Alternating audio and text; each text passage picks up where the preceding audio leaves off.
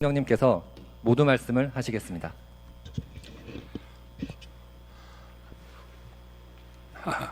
제 앞에 다시 대한민국, 울산과 대한민국의 새로운 도약이라는 이런 백드롭이 아주 인상적입니다. 대한민국 최초의 산업기지가 조성된 울산에서 여러분을 이렇게 뵙게 돼서 기쁩니다. 1962년 1월 공업지구 조성을 위한 토지 수용 특례법이 제정되고 일주일 후에 박정희 대통령께서 울산을 특정 공업지구로 지정하면서 공업도시 울산의 역사가 시작됐습니다. 박정희 대통령께서는 울산 공업센터의 첫 삽을 뜨시면서 4,000년 빈곤의 역사를 싣고 민족 수건의 부기를 마련하기 위해 이곳 울산에 신공업도시를 조성한다고 선언하셨습니다. 지금도 그때 그 염원이 울산의 랜드마크인 울산공업센터 건립기념탑, 우리는 보통 울산에 오면은 택시를 타면 공업탑으로 갑시다 이러시죠. 이 바로 공업탑에 그 아래 새겨져 있습니다. 그로부터 60년 동안 우리 울산은 대한민국 경제의 멈추지 않는 심장으로 또 우리 산업 발전을 이끌어 왔습니다. 울산에서 태동한 자동차, 조선, 석유화학은 글로벌 선두 주자의 위치에 올라서 있습니다. 이처럼 반세기 동안 울산의 성장은 곧 대한민국 경제 발전의 역사 그 자체였습니다. 하지만 기술혁명 시대를 맞아 울산은 새로운 도전에 직면해 있습니다. 지금 울산의 고민과 대한민국 경제의 고민이 다르지 않습니다. 기존의 패스트 팔로워에서 이제 퍼스트 무버로 탈바꿈을 새롭게 해야 합니다. 정부는 첨단 산업과 미래 산업을 새로운 성장 엔진으로 삼아 울산과 대한민국이 다시 도약할 기회를 만들 것입니다. 이를 위해 제일 중요한 것이 바로 새로운 산업을 전개할 수 있는 입지 공간을 마련하는 것입니다. 거기에서 한 걸음 더 나아가 개발 제한 구역과 농지 이용 규제 혁신을 통해 노동과 자본, 기술을 효율적으로 결합하여 경제적 가치 창출을 확대해야 합니다. 정부는 지난해 산업단지 입지 규제를 30년 만에 전면 개편했습니다. 산업집적법을 개정해서 기존 산업단지에 첨단 산업과 신산업이 들어가 함께 성장할 수 있도록 입주 업종 제한을 풀었습니다. 근로자들을 위한 편의시설과 여가시설이 들어올 수 있도록 토지 용도 제한을 완화하는 산업입지법 제정도 추진하고 있습니다. 산업입지법 개정도 추진하고 있습니다. 과거에 멈춰있는 산업단지를 새로운 기업이 투자하고 청년이 모여드는 미래 산업단지로 바꿔 나가고 있습니다. 그린벨트로 불리우는 개발 제한 구역은 도시의 난개발과 투기 방지를 위해 1960년대부터 논의되기 시작해서 70년대 집중적으로 지정됐습니다. 그간 질서 있고 효율적인 개발을 이끌어내는데 나름의 중요한 역할을 해왔다고 평가합니다. 그러나 우리나라 산업과 도시가 비약적으로 성장하면서 50년 전과는 상황이 많이 바뀌었습니다. 지방에 일자리를 만들고 활력을 불어넣을 첨단 산업단지를 세우려 해도 그린벨트에 막히는 경우가 많습니다. 저는 지난 대선 과정에서도 울산이 그린벨트를 과감하게 풀 수 있도록 하겠다고 울산 시민들께 약속드린 바 있습니다. 그 약속을 반드시 지킬 것입니다.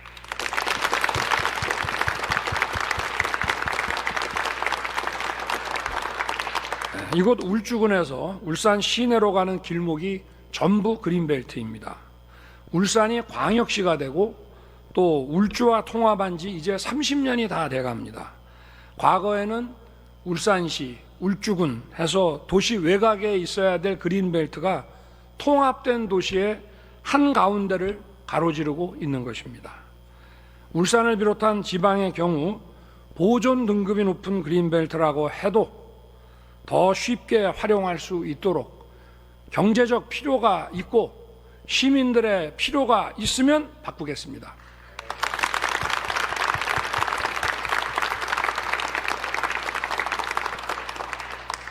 저의 지방 균형 발전의 원칙은 지방이 스스로 비교 우위가 있는 전략 산업을 발굴하면 중앙정부는 제도적으로 예산상으로 적극 지원한다는 것입니다. 지역별 해제 총량에 구애받지 않도록 지자체의 자율성도 대폭 보장하겠습니다.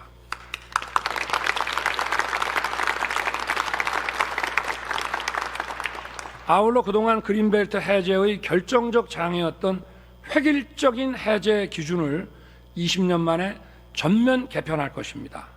고도가 높거나 경사가 급하기만 해도 무조건 개발할 수 없게 막았던 획일적 규제를 없애겠습니다.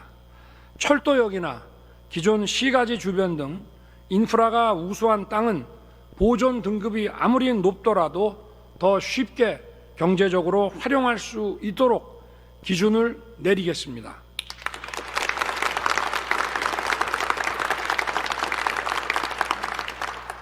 지역에 필요한 투자가 일어날 수 있도록 토지 이용 규제를 혁신하여 새로운 산업 입지 공간을 공급하겠습니다. 첨단 농업 발전을 위해 농지 이용 규제도 혁신해야 합니다. 최근 스마트팜이나 수직 농업은 생산된 농산물뿐만이 아니라 농업 기술 그 자체로도 해외 시장 진출을 통해 고부가 가치를 창출할 수 있는 분야입니다. 제가 작년 재작년에 그 UAE와 또 카타르, 사우디를 방문했을 때 이런 수직 농업과 스마트팜을 하는 우리 기업인 청년들이 동행을 했습니다. 그 지역에서도 우리 대한민국의 스마트팜 기술을, 수직 농업 기술을 이전해 주기를, 그리고 투자해 주기를 많이 원하고 있습니다. 그런데 이 농지라는 개념을 바로 땅에서 붙어서 경작하는 기존 방식만을 적용하고 있어서 수직 농장을 하려면은 일일이 전용 허가를 받거나 또는 일시 타용도 사용 허가를 받아야 하게 되어 있습니다. 이것도 농업입니다. 고부가 가치 농업입니다.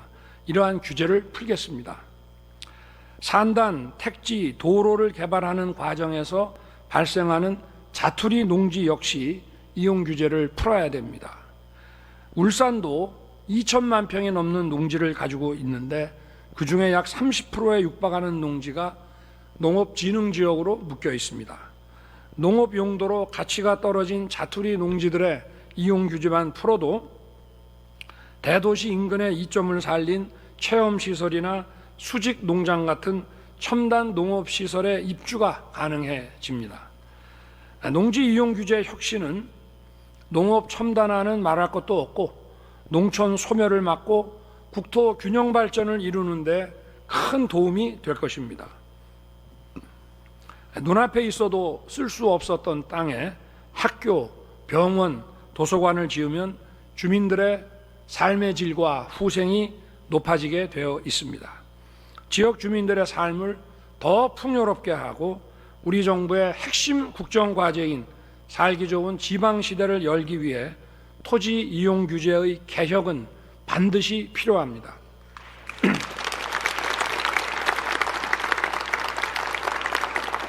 12개 부처와 지자체의 농지 이용 규제의 종류가 무려 336가지에 달하고 있습니다.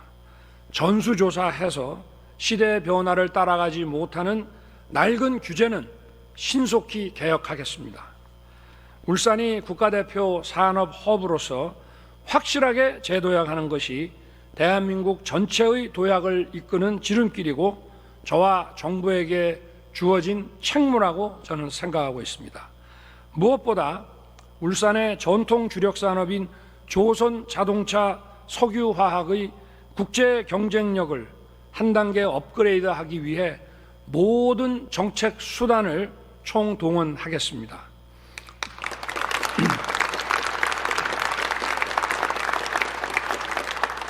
아울러 샤인 프로젝트와 같은 외투 기업의 대규모 투자 유치에도 발벗고 나설 것입니다. 샤인 프로젝트, 구조가 넘는 샤인 프로젝트는 그 자체만 해도 직접적인 건설 인력의 창출이 16,000명이 되고 전후방 연관 효과를 따지면 가늠하기 어려울 정도의 경제적 효과를 보여주고 있습니다. 또한 울산의 산업 기반과 교육 기반을 긴밀히 연계하는 울산형 교육발전 특구를 과감하게 밀어붙이겠습니다.